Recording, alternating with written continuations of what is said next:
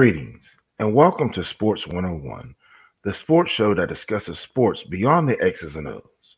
We like to look at our conversation in sport to include the history, past, present, as well as things that are going to happen or in the making. We also looked at sport from a people, places, and perspective of culture. I'm Jamar Harp, and I'll be your host this evening. Be sure to follow me on Twitter at Coach_Harp412. While you're on social media, please get social with SportsZone Chicago in its litany of shows. You can follow us on Twitter at SportsZoneCHI, Facebook at SportsZone Chicago, and Instagram at SportsZone Chicago. Remember, SportsZone Chicago is a sports talk app. You can watch and listen to my show, Ivan's show, Sports Zone Chicago, and a lot of the different shows by keeping up with us. If you cannot listen at the present time, remember you can watch anything on YouTube as well as you can subscribe to Sports Zone Chicago channel. But most importantly, we need you to download the app. The app can be found in the iTunes, Google Play, and Amazon stores. Tonight's episode, again, I'll be produced by super producer Ivan today. Hashtag support Ivan. He does great things, and he's also a sports guru as well as a Chicago sports historian. Today we'll be talking about the Big Ten and its expansion or exploitation efforts. First, let me give you a history of the Big Ten Conference. The Big Ten Conference was founded in 1896. Now, if you look at the year 1896, it's not that long after the Civil War. The United States is in Reconstruction, and there's a great migration of people to different places outside of the South. Again, the conference was founded in 1896, and their official name for the Big Ten Conference was the Intercollegiate Conference of Faculty Representatives. And that was the name of the conference until 1987. The Big Ten Conference was the first major athletic conference in collegiate athletics. Other names for the Big Ten were the Western Conference as well as the Big Nine. The Big Ten started, there was a meeting in Chicago at the Palmer House Hotel in January 1895. If you know anything about Chicago, the Palmer House Hotel is a well-known hotel, especially at that time. It hosted a lot of notoriety as well as some unsavory opponents of the fledgling Chicago underworld. And the deal was made in this hotel. James Stewart, the president of Purdue University, led the meeting with faculty representatives from the University of Chicago, who has since left the Big Ten, the University of Illinois, Michigan, Minnesota, Northwestern, and Wisconsin. The purpose of this meeting was to start an athletic conference regulated and centered on student academic success at its first priority. Remember, at this time in the country, athletics and leisure is associated with having wealth. In the late 1890s, 1900s, if you weren't wealthy, you were supposed to work all day and try to make ends meet, not waste your time playing sport. So if you look at the inception of sports on a collegiate level, such as football, that started in the Ivy Leagues with gentlemen of leisure, as they were known in that day, that could go to school and play a game. But what the Big Ten wanted to do was regulate this and make it sanctioned because obviously they wanted to keep that higher esteem at not being an Ivy League school, but still being prestigious in the way it presented its athletics. The first action that they did, they wanted to restrict participation to individuals who are full-time students and in good academic standing.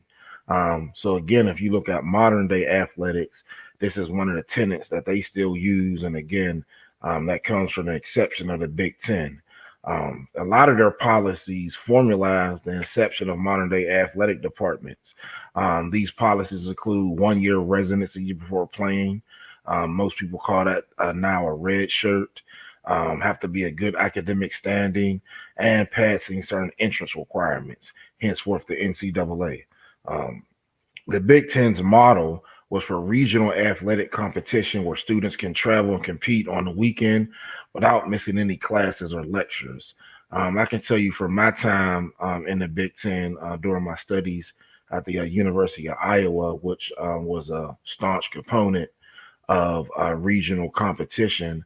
A lot of institutions felt like that because, again, they wanted to regulate the sport but not have it overlap or intercede with their academic pursuits. The conference had an Ivy League mindset again, where leisure was designed for the elite. So, again, that's where these ideas are taking place. Um, a lot of the big schools in the Big Ten, along with the Ivy League, are members of the Association of American University Schools. The Association of American University Schools was founded in 1900 by 14 PhD granting institutions in America. American education began to follow the German model of education with its strict guidelines and a hierarchy or stepping stone model. At this point in time, you start to see the influx of the word kindergarten, and which was the introduction to the German education system. That's just a fun fact. Um, Again, at this time, since education wasn't quite regulated, even your Ivy League schools, a lot of the elite decided to go to Europe for graduate school. So to prevent this, the AAU was formed, and they wanted to have a collection of schools that focused on research, who are now most often known as R1 or Research One institutions. Um, Another component that the Big Ten added to college football would be in 2004. They started instant replay in college football. We know instant replay had some hiccups, but again, it is much needed in the game due to the fast paced atmosphere of it and the athleticism of the athletes. Obviously, human nature, some things can be missed. Um, Again, they are all Big Ten institutions or R1 institutions similar to the Ivy League, and that just means they have certain research qualifications in regards to publication and how much money is financed through said individual departments. Um, Again, they had a model of play, work, and educated with the same class that you were in. This is another reason for the relegation. Oftentimes, teams in the past, you will hear them playing barnstorming teams that may be filled with individuals of African descent. And with these regulations, the elitists would only play other elitists, therefore, in their mind, keeping a pure model of the game. The Big Ten currently has 14 member institutions. The recent institutions that became members was Penn State in 1990, Nebraska in 2011, Maryland and Rutgers both joined in 2014. Um, the Big Ten tried to keep its model, and here's a map of the geographic footprint of the Big Ten. You can see that now it spans from the East Coast all the way to the Midwest. So, along with technology and film and media, which we will talk about later, the Big Ten has expanded its geographic footprint and monetized that by the Big Ten Network, which again we will bring up later. One main tenet of the Big Ten, what most people don't realize, was they were so staunch in regards to this um, attitude that they had, and they wanted to put education first. They thought football was commercialized, and until 1975, they only sent one team to a bowl game. After 75, they would send their champion, obviously, to the Rose Bowl, and other teams would get bowl berths. But before 1975, only one team went to the playoffs. In 2011, due to expansion, again, Big Ten teams were often knocked for not having a conference championship and sometimes overlooked for the bowl selection process, which ultimately led to a national championship. So it was a push to make more teams to get a championship game. Also, the revenues for having a conference championship game are growing every year, and the Big Ten was missing out on millions of dollars that was going to the Pac-12, ACC, and obviously the SEC, who was the dominant force in collegiate sports at this time. Um, in 2014, or excuse me, let's look back at 2011. The conference was divided into two divisions: the Legends and Leaders division. But obviously, if you look at the names, it goes to the attitude and sentiment that I've been talking about in regards to having, a elitist type look at athletics and who plays it. And oftentimes you can see that in recruiting with a lot of these Big Ten schools, where they did have African American athletes, but they would practice uh, a theoretic concept called stacking, where most of the black players would play certain positions, i.e., running back, receiver, linebacker, defensive back.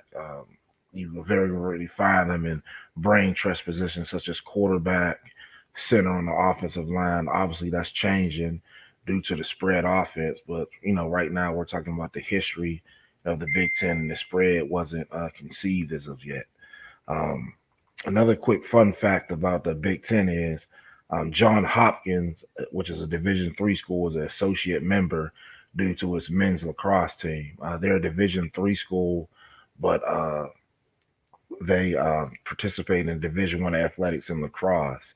And with John Hopkins and other teams like Rutgers joining the Big Ten, they actually made a ECAC lacrosse league fold because so many teams were Division III but had Division I lacrosse, and a lot of them went to the Big Ten. So the conference folded due to teams joining the Big Ten. Currently, right now, all Big Ten institutions field 28 sports, with 14 men and 14 women's sports. Again, that's due to Title IX, which was a component that came into light. It was in the 70s, where it was equal representation based off gender in sports.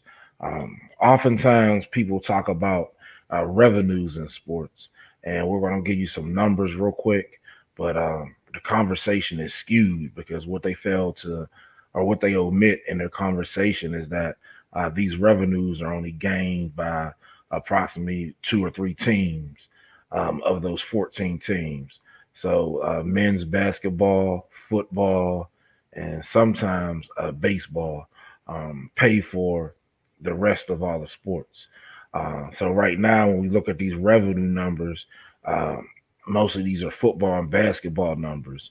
So in 2015, I drew some statistics, the ending revenue and expenses for Big Ten schools, and I won't go to the full list, but I'll just give you the top schools. So remember, these are 2015 numbers. These numbers have increased in 5 years. So Ohio State, they made 167 million, and they spent 154 million. Michigan made 152 million and spent 151 million. Penn State made 125 and spent 122. Now let's look at some schools that kind of got into the red. We can look at Purdue. They spent 75 million, and they expenses were 74 million. Um, Illinois spent 85 million, and their expenses were 87 million. So oftentimes when you hear these numbers saying college athletic departments are operating in a deficit, it is true. But the predicate of that sentence that they're leaving out is that only a few sports earn all the money, and that deficit is due to them carrying the rest of the sports on campus. Now let's talk about the Big Ten Network. Again, I haven't put the picture up of the geographic footprint of the Big Ten, but again, that was achieved through the Big Ten Network.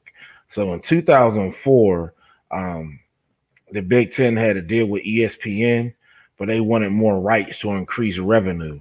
So basically, ESPN has deals with the Power Five conferences, but the deal with the Big Ten was not as lucrative as, let's say, the ACC or SEC at the time. Remember, most people think when you look at the Big Ten outside of Ohio State, most people think of ground and pound, down, kick out football, where most people have transcended to a zone spread open style.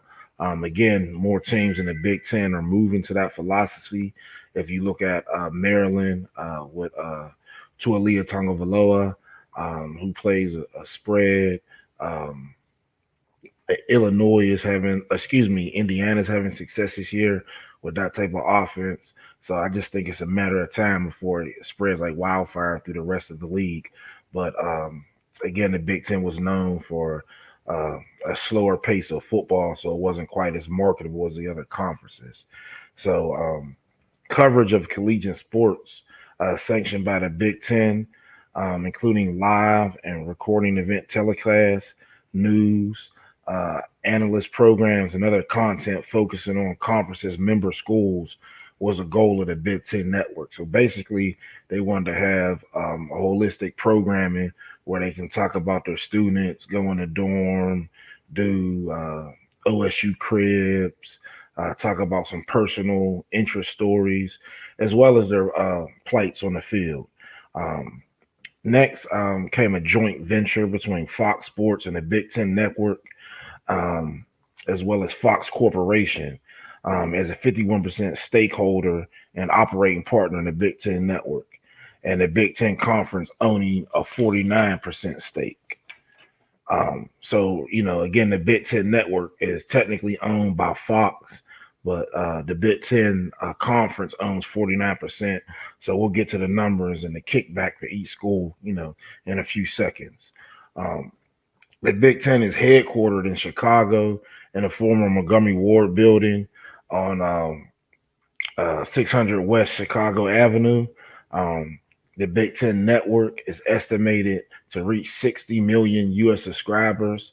Again, this number has been boosted by the addition of Rutgers and the University of Maryland due to their geographic footprint and media markets. The Big Ten Network was the second United States sport network to be devoted to a single college sports conference. The only one that preceded the Big Ten Network was the Mountain West Conference, but again, due to the level of play as well as the time zone issues, the Mountain West Conference didn't receive as much traction as the Big Ten Network. Um, and again, they started 1 year prior to the Big Ten Network. The Big Ten Network was again later followed by rival channels by the Pac-12, SEC, and ACC with a similar type of programming to the Big Ten. So, as they say now, all the Power Five kind of jocked the Big Ten style in regards to television programming. Um, the launch of the Big Ten Network was announced on June 21st, 2006, and it was a 20-year contract between the Big Ten Conference and the Fox Entertainment Group. In 2007, at the exception of the Big Ten Conference, each school got a $3 million bonus from Fox Network, and this $3 million was designed so the schools can create mini campus studios as well as fiber optic lines for future broadcasts, the in-house shows they wanted to do, and their uh, business statement in regards to filming the students, as well as fiber optic and other lines, so that way the network can just plug and play at the variety of different schools. The network also made a commitment. Again, we talk about Title IX to event equality, meaning they will produce and distribute equal number of men's and women's events across all its platforms within 3 years of its launch. Excuse me. In September 1st of that year, the first live broadcast, and this is amazing, most people don't realize this. The first live broadcast on the Big Ten Network was a football game between Appalachian State and Michigan. This game was one of the most watched games of that year, obviously because Appalachian State won and they were an FCS team, and it gained national notoriety for that Appalachian State upset. The funny part is that Appalachian State only got paid $400,000 for the game, and since this game has been shown so many times since it's been played, and the Big Ten owns the rights, the Big Ten has made millions of dollars, even though they lost on the field.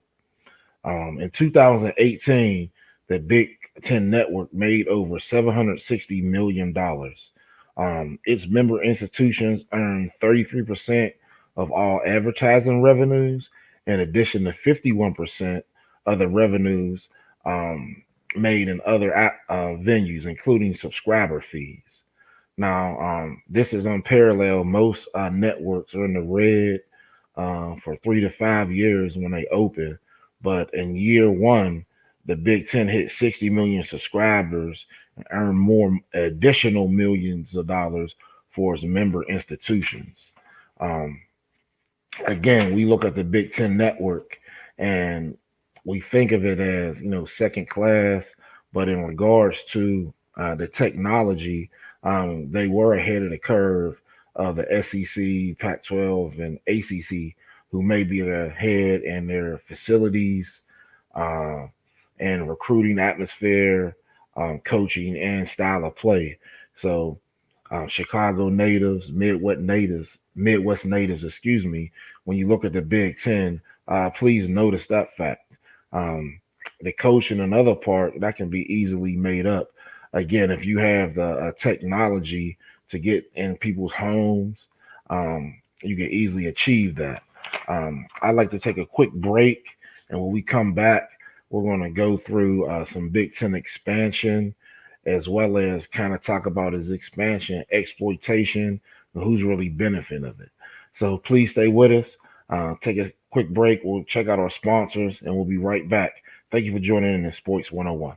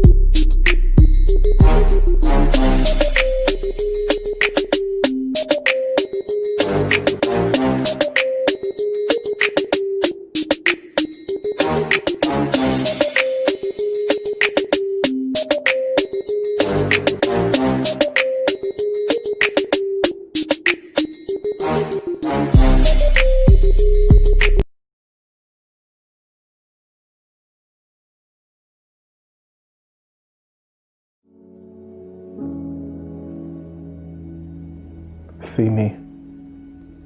See me. See me. See my dark skin and my kinky hair. See me. Don't see past me. Don't see through me. See me. See my tan skin and my curly hair. See me. Don't see past me. Don't see through me. See me.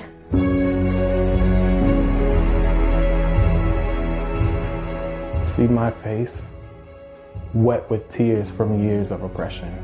See my hands, weathered and worn from decades of pulling myself up through your society. See my feet split from centuries of walking your delicate line. See me.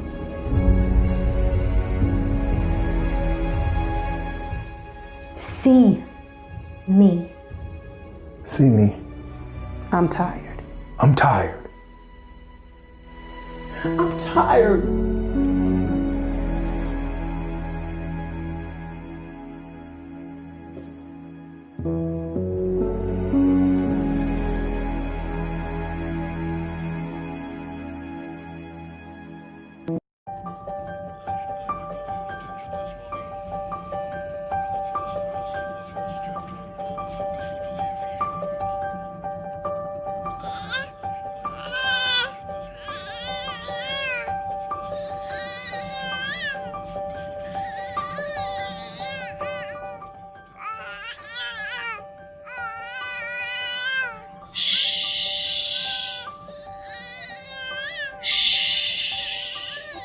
Compassion, noun. Sympathetic pity and concern for the sufferings or misfortunes of others. We're all born with it. It's in us. Don't believe me? When you hear a baby cry, something pulls at you. You want to ease that pain. You want to soothe that hurt. No one had to teach you that. It's called compassion, and it's in you. However, at some point you turned it off when it came To me. Me. Me. me.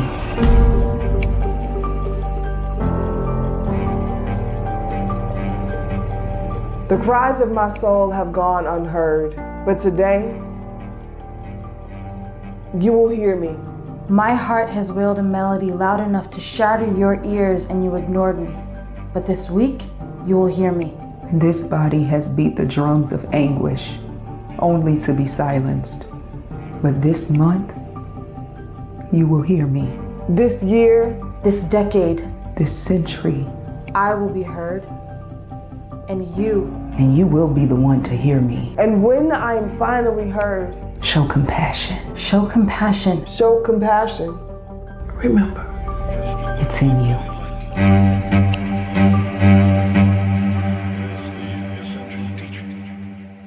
But that is a very profound element.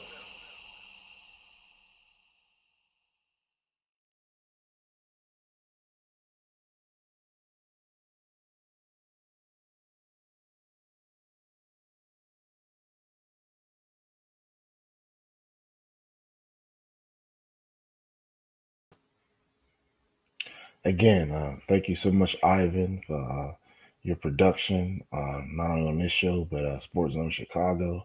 If everyone doesn't know, we were Voltron. We were not formed without Ivan. So, again, thank you so much for everything. And welcome back to Sports 101. I'm Jamar Harp, and I'm your host. Again, we discuss sports beyond the X's and O's, and we like to talk about it from the people, places, and perspectives, looking through the lens of history, past, present, and in the making. Please make sure you get social with the show and Sports Zone Chicago. Again, we can be found on Twitter at SportsZone CHI, Facebook at Sports Zone Chicago, and Instagram at Sports Zone Chicago. Subscribe to the YouTube channel, search Sports Zone Chicago, but most importantly, download the Sports Zone Chicago app. The app can be found in the iTunes, Google Play, and Amazon stores. Now let's continue with this week's show. Now we'd like to talk about Big Ten expansion, or some would say exploitation. If we look at the Midwest, which is a geographic footprint of the Big Ten, population decline became prevalent in Big Ten country in the late 90s and 2000s. Now, if we look at this map right here, you can see the population decline in rural areas and it shift to the East Coast as well as in the South, larger metropolitan areas. The population of the current Big Ten footprint is only expected to grow 5.4% in the next, between now and let's say around, this was around like 2013-ish, so maybe a little bit more. Now combined, the populations of Maryland and New Jersey are expected to grow at a rate of 15.5%.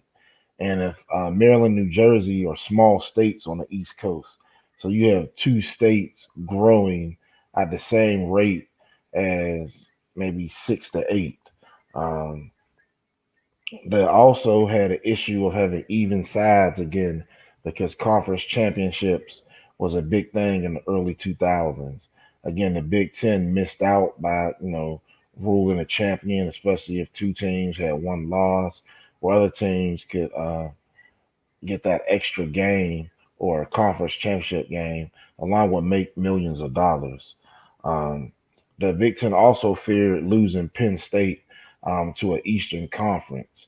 At this time before the expansion, Penn State was the most further east team, and there were talks to try to get Pitt from the ACC to lock up the state of Pennsylvania, get Pitt and Penn State, Pitt being the University of Pittsburgh, in the Big East. Excuse me, the Big Ten, but that never came to fruition.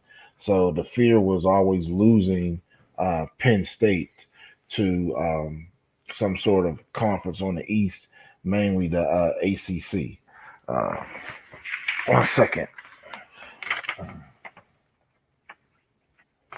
At this point, we have to look at Maryland and Rutgers.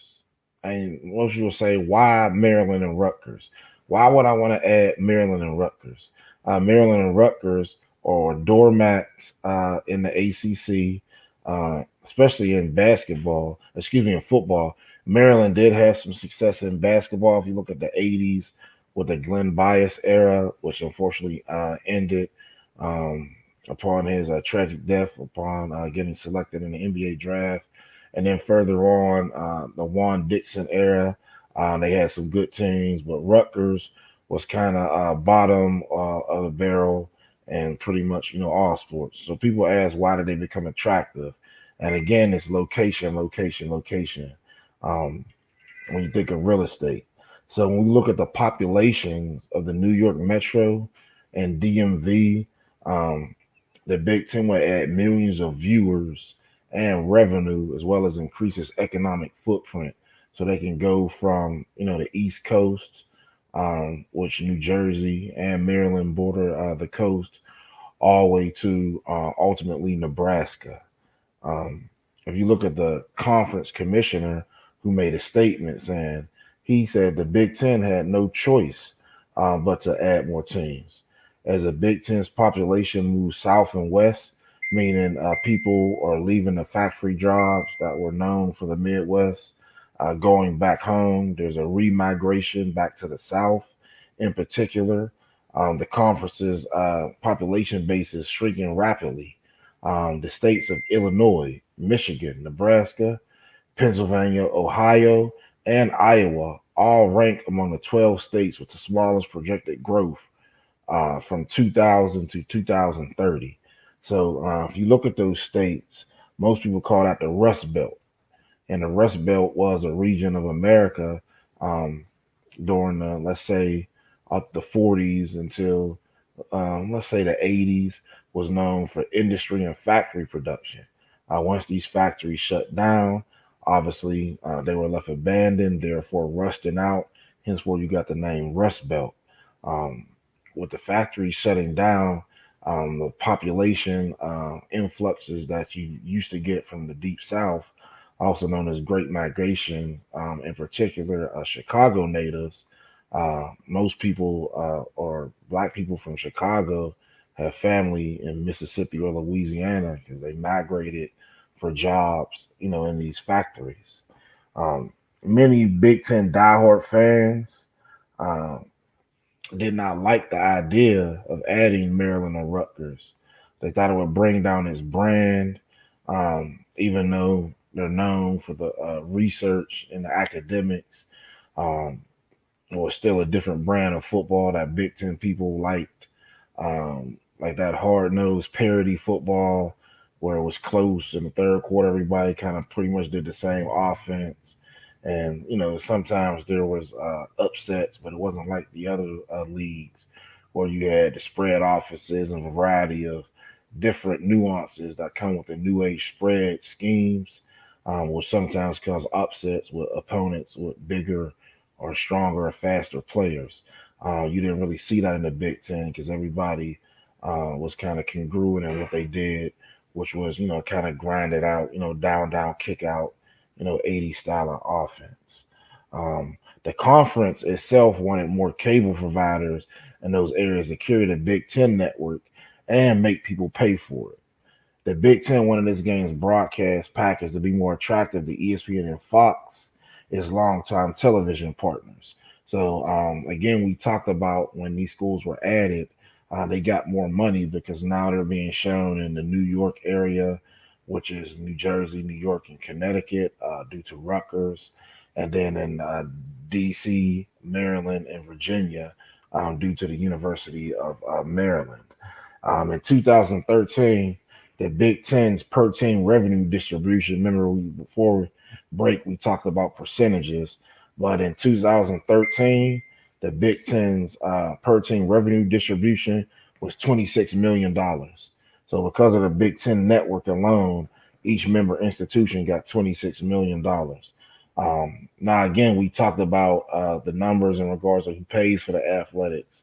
So if you're into college athletics, most people say, well, all that money is spent in football and basketball, and it's sad to say that those are the ones that are, making the money. Nowadays, you see more equality in spending. You're getting new softball fields, um, gymnastics arenas, things like that. But again, the contention involved with that is always centered around the people that make all the money want to spend the majority of it, and people don't like that. In 2017, the conference struck up a new 6-year football contract with ESPN and Fox. Now the conference that it pays the conference 2.6 billion or 31 million per school per year. So each school now gets $31 million a year just for the Big Ten network. Again, that money is used to develop infrastructure, increase scholarships, develop academic support. Sometimes social support is needed. Again, oftentimes these Big Ten institutions, if you exclude Ohio State, which is in Columbus, most of the Big Ten schools, and Northwestern is private, but the majority of Big Ten schools are land grant institutions located in rural areas. So when they recruit these modern or black athletes, it's a culture shock. Oftentimes you see that reflected sometimes in expulsions, transfers, arrest records. We all know the situations at the University of Iowa, talking about racial discrimination, as well as the strength test and other things that happened that made other Big Ten players speak out about the same things they experienced. But again, this is due to the land grant status, most of these schools, and them being located in rural areas. Another reason, so in 2018, a school's full share of Big Ten revenue, remember, it went up due to the addition of the schools on the East Coast. So now the school shares went up. So now from 2018 up, each school gets 52 million a year, an all-time conference record. So the Big Ten schools each school gets 52 million a year due to the Big Ten network, and that's higher than any other conference. Maryland, a quick side note: Maryland and Rutgers do not get their full share until after the 2021 athletic season. That may be pushed back because obviously we know this is that athletic year, and we're under a medical pandemic at this time. So the reason they had to do that, they wanted them to get vested with the conference, and they didn't feel like they earned the full shares because they weren't in for such a short amount of time. So after this year, which will be about 7 years, they're going to get their supposed 52 million again. Hopefully that won't change due to the medical pandemic. Another reason Maryland and Rutgers were added, and again, we talked about exploitation in regards to their geographic location and the media markets. But another reason they were added because the college football playoff. Oftentimes, people don't realize the college football playoff is measured off of a myriad of factors. Quality wins is one. So the Big Ten said, oftentimes people get on the SEC, they'll play a FCS game or some years Alabama, some of those teams they play Jacksonville State or some FCS teams outside of their SEC schedule, and people say that should take down the quality of their schedule because their non-conference schedule. The FCS games don't count towards bowl wins, and when they do the percentages in regards to the BCS. So instead of getting FCS teams, let's get some quality wins that count because it's a conference win. They're D1 schools, but they're in the conference. So our favorite teams can add some more wins. Um, if you look at Maryland and Rutgers' history since they've been in the conference, it's been a lot of blowouts, a lot of shutouts, and a lot of the historic teams, the Ohio States, the Michigans, the Michigan States, the Purdue's, have treated those schools as kind of fodder and padded their records every year. Um, so again, the conference felt like they could add two teams and let their top teams get wins. In June of 2015, the Big Ten Conference reported a whopping 30% 1 year increase in revenues, and this was including the college football playoff infusion of cash. Now, fast forward to 2018, through all media deals, the Big Ten made $759 million. So now again, that payout is going from 50 million up to close to 60, 70 million dollars, all in this arms race to get to the college football playoff and the national championship, which is another close to $100 million payoff. So now let's get to Rutgers University, who is facing the exploitation of the Big Ten since it joined. Um, Faculty at Rutgers since the late 70s have challenged spending decisions that left athletics um, in a black hole of internal debt and mass and a costly drive to improve the university's like on-field success. So remember, this started in the late 1970s. That's the same time as Title IX. So when Title IX started, a lot of these athletic departments went into debt because they had to support the non-revenue teams. Now there are men and women's teams that are non-revenue on all colleges, but strain on two or three teams to support. Again, if you look at the Big Ten, each institution has 14 male and 14 men's and 14 women's sports. So for three teams, essentially to support 25 sports, you're going to see some increase, or excuse me, decrease, and in budget, especially when you look at Rutgers, which is a state-funded institution, meaning they're appropriated funds for the state, and to get their athletic department up to par, they will have to operate independently. Ohio State is a good vision of that. Their athletic department operates independently outside of the institution. But again, that's due to the success that they had throughout the years, their location, as well as their ability to recruit top talent, as well as put out a product that's congruent with the times, meaning their style of play. If you look at Ohio State, going back to Troy Smith, at that time, or even before that, Leon Jackson, I believe. Um, the black quarterback wasn't quite in phase, but Ohio State always had one, even back in the 70s.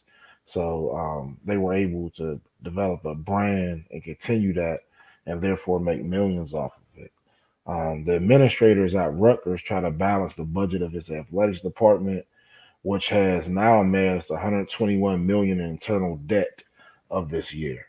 Um, University leaders, they funnel a significant amount of money from the general fund. Again, it's a state-funded school, and student fees from the student body into Rutgers athletics, which are mostly unsuccessful on all levels. C. Vivian Stringer, who was a women's basketball coach, that was the most successful Rutgers team during her tenure.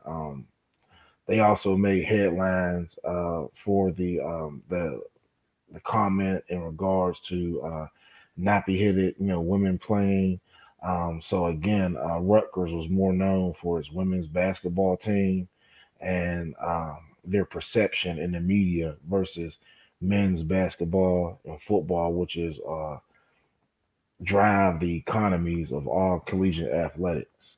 Um, faculty, again, was pretty much, again, you got to look at the Big Ten. It was started by faculty representatives, and they were tired of athletics using student funds for capital building and student athletes. So when you go to college, you're charged fees, and one of those fees is an athletic fee. So depending on the size of your college, that athletic fee can range from a couple hundred to a couple $1,000s. The athletic fee allows you access to recreation facilities on campus, as well as to the intercollegiate athletic events. Depending on the size of your school, that may have a lottery for tickets, or even though all students pay the athletic fee. For example, I'm a graduate of North Carolina Central University. There's a school down the street called Duke University, which competes in the ACC. Thank you so much, Ivan. Let's support HBCUs. And Duke University is a smaller school. However, um, they charge an exorbitant amount in athletic fees, but they require their students to it's a first come first serve. So what the students do is they sleep in tents outside of the ticket booth, which is in the basketball arena, for about a week or so to get spots in this stadium. Um, so again, what they were saying is these fees for capital funding at Rutgers, because again, Rutgers is saying we can't compete with other schools in the Big Ten because number one, we're not getting our share from the Big Ten network. Number two, the shares increased because you're in New York now because of us. And number three, um, if we don't start building now, we're always going to be behind. So we need these funds to build this stadium, to build this. And once this TV money comes in, we'll pay you back because we're going to get $60 million a year. Um, and the faculty got kind of tired of hearing that. So again, um, sometimes the numbers, until you know the whole scope of the situation, can be misleading. Like Rutgers is currently $121 million in debt. They're supposed to get their first Big Ten payout this year. The Big Ten payout is $60 million. So after this year, there'll be $60 million in debt, and then after year two, they'll won't be in debt. In year three, there'll be 60 million in the hole, and etc. So the athletic department is pleading with faculty to let them keep borrowing, and then they'll pay back with this money. But there's always pushback because they're not winning, so they're not seeing the fruits of their labor by raising all this money and building all these things. If you look at the location of Rutgers, which is in North New Jersey, um, their closest big competition in regards to larger schools in New York would be, Syracuse, which is upstate New York, and then you will look at the University of Maryland, which is obviously in College Park, Maryland. Uh, so they're saying once they get this money, they can attract people from this footprint, but they cannot do it, so they operate on an equal standing.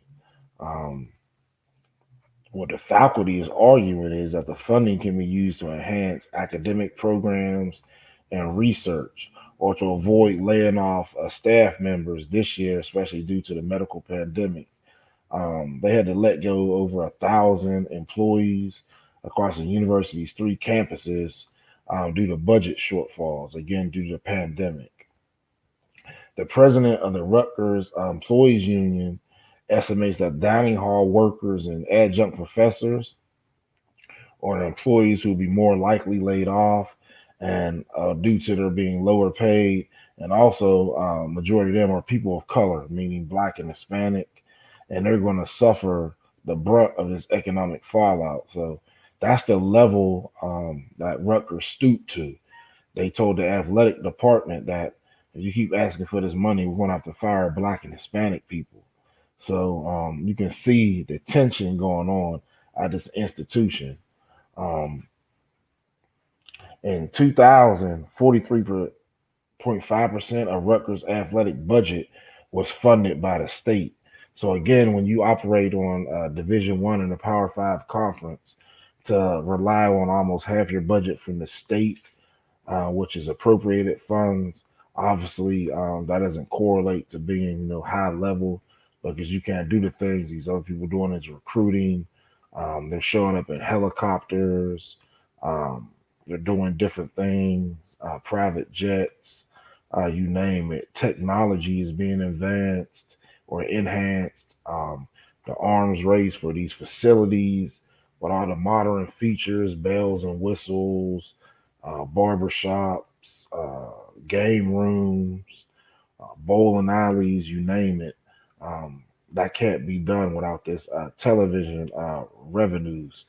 So to rely on 43% of your budget from the state is a recipe for disaster. Again, the athletic department has borrowed between 20 and 40 million annually since the 2007-8 academic year once they entered the Big Ten Conference. And they borrowed these money from the General University Fund and student fees from all three of its campuses in New Jersey. People are complaining about that because if I'm not at the main campus in New Brunswick, uh, uh, I may not drive from Piscataway to go see a game, but yeah, I still got to pay student fees, and my fees are being taken for the capital gains projects at the main campus for its athletics. So if I'm at Rutgers Piscataway, my athletic or rec facility may be run down, outdated. I may not have a pool. I may not have the latest, but I'm still paying these fees. So you can see why students are complaining within the Rutgers system and feeling like they're being exploited by the Big Ten. The reason they feel exploited is because again a television contract reached the 60 million because they were able to enter the New York market. But the team in the New York market had to wait 7 years to get that money. So they can't compete with the rest of the schools, but yet they have to play against them. So they feel like they're being exploited. Um, Rutgers allocated the most general university funds and student fees to athletics of any public university in the Big Ten Conference in 2019, which again is a sign that they cannot compete because they have to take money from the general fund and students um, to try to maintain some sort of standard in the athletic department. Rutgers leaders again have promised year after year that the university's D1 sports programs will become self-sufficient like Ohio State and other programs in the Big Ten Conference, and particularly once they get the full revenue shares of the 60 million from the Big Ten network, which will start this year. Now, in the past, they were getting shares. However, it wasn't the full 60 million. So they may have got like 20 million or something like that. But that 20 million didn't allow them to compete on the same level as everybody else, especially they're not going to bowl games. So they're not getting two or three checks. Other schools can get the Big Ten network check. They get a check for the conference championship game, and then they'll get a check for a bowl game. And then these coaches get independent checks as well too, based off their sponsorships. But again, all this money was raised due to the geographic footprint of Rutgers and Maryland. School president's goals at Rutgers is to be on the way of reaching not only a point of budget neutrality, but a point where athletics becomes a net financial supporter of our academic programs. It is many Big Ten schools.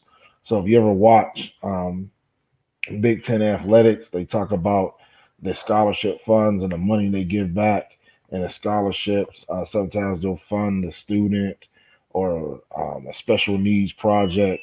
So a portion of this 60 million they use as a kickback. So if you want to think of it on a lower scale, if I'm a college coach and I want to smooth up to professors on campus, I had a former coach that did this, the legendary Bill Hayes, who's also a graduate of North Carolina Central University. He used to host a cookout on campus at the stadium. So you would go to the stadium and he would invite the teachers and you would have food there and they sit them down and serve them. talk to them, have some giveaways, paraphernalia, and in turn, the teacher's supposed to be friends of the program and look out for his boys, as he would say, in regards to grades, and if some mischief occurred. Um, so the Big Ten faculty representatives, again, the conference, if you look back to the history we talked about at the beginning, the conference was stated on academic values. So the catch is, yeah, you're getting this 60 million, but you got to give some of that back to academics and support a program or do something, and then we'll be quiet. So far, Rutgers athletics, they are ranked last at overall winning percentage during its first 4 years in the conference. And this is from College Sports Solutions. Again, that is due to lack of funds. The university underestimated the investment they would need to make it in athletics in regards to facilities, in regards to the other Big Ten institutions and what they're building. Um, in this climate, you need indoor practice facilities due to the weather. You need a lot of different things. People are building new dorms, and Rutgers in New Jersey, even though it's not Ivy League, is one of the older schools in America. So you would think of a Gothic type campus, and that may not attract the new modern athlete again, who may not want to spend 3 years in that environment. The reason I say 3 years is most have a notion of going pro. In NFL, your career is not guaranteed due to contract, so it will behoove most people to leave early. Um, the Rutgers employee union discovered a significant, and that explains 76 million increase in the athletic department's internal debt. And this was about 45 million in 2019 to 121 million this year. So again, people in the union were upset because the higher ups at Rutgers again let the athletic department borrow money because they know they're going to get it back with a television contract. But the employee union is kind of bitching and moaning because they feel like they should be able to do some things with that money, but they're being stalled out because they want to give it to athletics first, and again, athletics is going to kick it back to them. Um, Recently, Rutgers suspended virtually all of its capital construction projects due to the pandemic and laying off people, including all those associated with athletics. In July, they had about 31,000 students sign a petition for the university to reduce the fee for its full-time undergraduate students on the New Brunswick campus. And their athletic fee is $1,350 for each semester. The reason they started this petition because if you're going to offer classes online, why are you going to charge me $1,300 to use your facilities? And I'm going to be online. I'm going to be at home. So you can imagine an institution with 50,000 undergraduates, and each person is charged $1,300, and they can't swipe their card to get in no facility. They can't, tan. They can't do anything. It'd be upsetting. So they started this petition when they learned that again everything would be offered online, and they would have access to campus facilities and resources. Um, they end up Rutgers' recent spending included the 2019 rehiring of Greg Schiano. He was a coach that brought Rutgers to his most success of you recall the Ray Rice era. They had a few big wins. They won 8 games one year. They painted the Empire State Building red.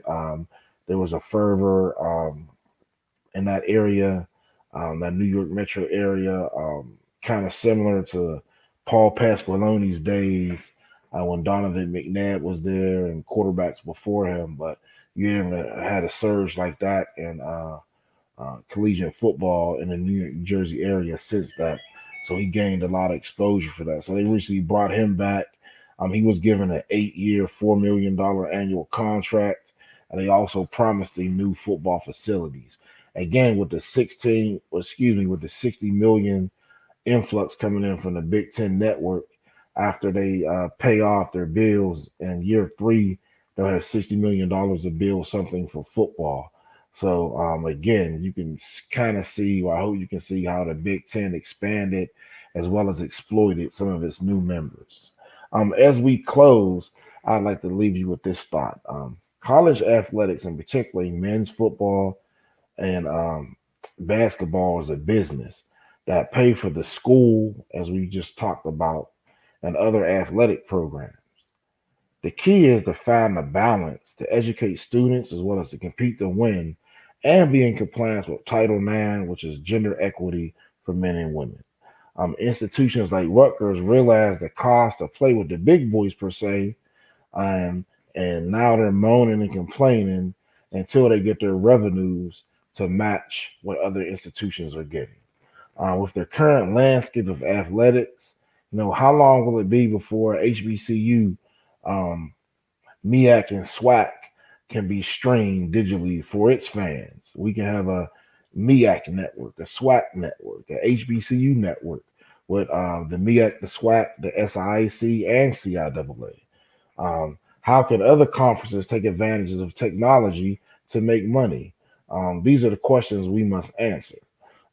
Thank you so much. Please thank Ivan again, hashtag support Ivan, for tuning in to Sports 101. Again, I'm your host, Jamar Harp. Be sure to follow me on Twitter at Coach_Harp412, and make sure you get social with my show as well as other shows on SportsZone Chicago.